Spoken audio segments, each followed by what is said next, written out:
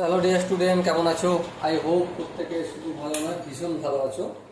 আজ আমরা কোর্সে দেখি 23.3 এই চ্যাপ্টারের এর আগে পর্যন্ত 5-এর দাগ পর্যন্ত করেছি অলরেডি। এখন আমরা 6-এর দাগের অঙ্কটা করব। ওকে, সো 6-এর দাগের অঙ্কটা কি বলেছে প্রথমে একটু পড়ে নিই।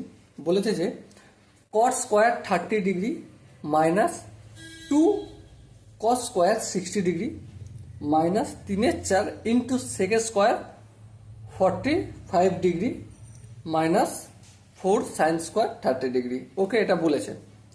সো আই হোপ অঙ্কটা কি করতে হবে মান নির্ণয়। সো আমি অঙ্কটা প্রথমে এখানে লিখে নিয়েছি, ঠিক আছে?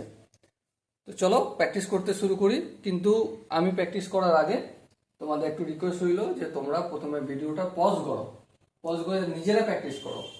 নিজেরা প্র্যাকটিস করার পর তারপর ভিডিওটা দেখো, মিলিয়ে নাও, ঠিক আছে?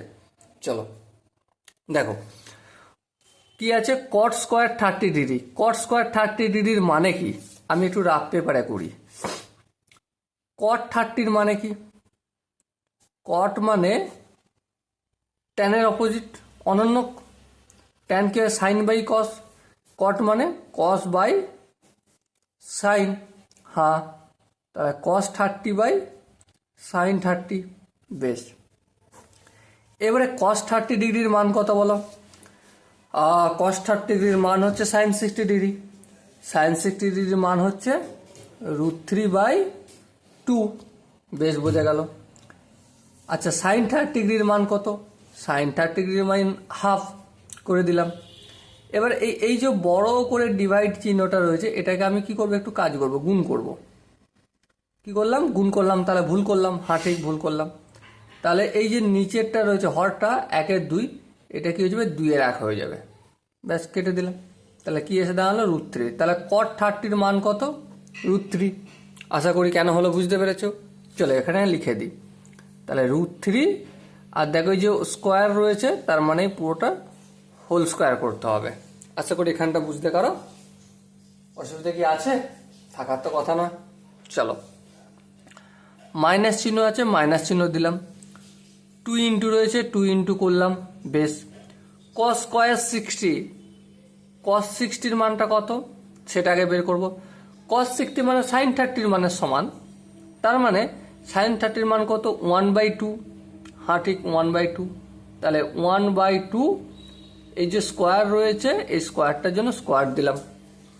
ওকে, আই হোপ এখানটা প্রত্যেকের বোঝা কি গেল? হ্যাঁ, গেল। চলো, মাইনাস 3/4। দেখো সেকের স্কোয়ার 45 আছে, তাই তো? হ্যাঁ, ঠিক।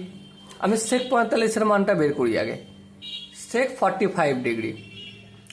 দেখো সেক 45 মানে কি?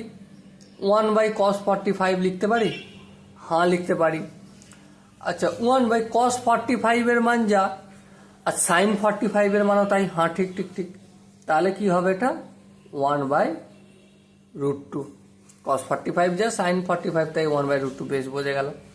তাহলে এই এখানে 1 যেমন আছে থাকলো, এই যে ডিভাইড চিহ্নটা এটা গুণ চিহ্ন লিখলাম, আর এটা লবটা হর হয়ে যাবে, হরটা লব হয়ে যাবে। এই √2টা হর ছিল, লব করলাম, আর 1টা হর করে দিয়েছি, লব ছিল।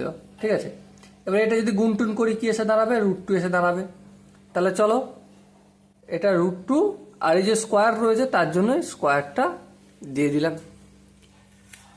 আশা করি এখানটা প্রত্যেকের বোঝা গেছে। চলো এর পরের স্টেপটা করি। -4 সাইন 30-র মানটা প্রথমে বলো। সাইন 30-র মান আমরা জানি কি 1/2, আর তার হোল স্কোয়ার করে দিলাম, গল্প মিটে গেল। এবার সিম্পল ক্যালকুলেশন করব, কাজ শেষ করে দেবো। ওকে, দেখো রুট আর স্কোয়ার কেটে যাবে, তাহলে √3 তার হোল স্কোয়ার মানে কি? শুধু 3। বেশ, -2, 1/2 স্কোয়ার মানে কি? 1/4, -3/4 into root square cancel out হয়ে গেল, শুধু 2 বেঁচে রইল। বেশ, -4 ইন্টু 1/2 তার স্কোয়ার মানে হচ্ছে 1/4। বেশ, এই 4 ক্যান্সেল আউট হলো। হ্যাঁ, 2 2 2 4। বেশ, 2 2 2 4। বেশ, তাহলে কি বেঁচে আছে দেখো, এখান থেকে 3টা বেঁচে আছে, এখান থেকে কি -1/2 বেঁচে আছে। বেশ, এখান থেকে -3/2, এখান থেকে -1। এই আমার গল্প মেছে রয়েছে। এরপর দেখো 3 থেকে 1 বিয়োগ করলে কত হয়? 2 হয়। মাইনাস 1-এর 2 মাইনাস 3-এর 2। এবার কি করব আমরা? বলো কি করব? ভগ্নাংশের কিছু করা জানি কি? হ্যাঁ জানি, ভগ্নাংশের যোগ বিয়োগ।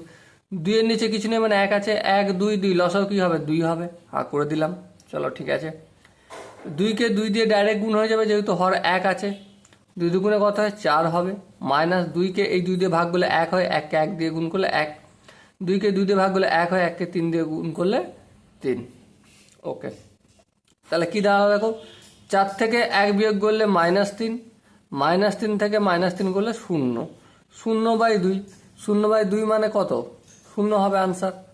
ওকে, আই হোপ 6 অধ্যায়ের অঙ্কটা তোমাদের প্রত্যেকের বোঝা গেছে।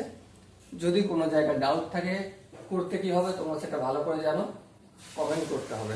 ওকে, চলো দেখা হচ্ছে পরের সেশনে। ততক্ষণ মতো ভালো থেকো, সুস্থ থাকো এবং জয় হিন্দ।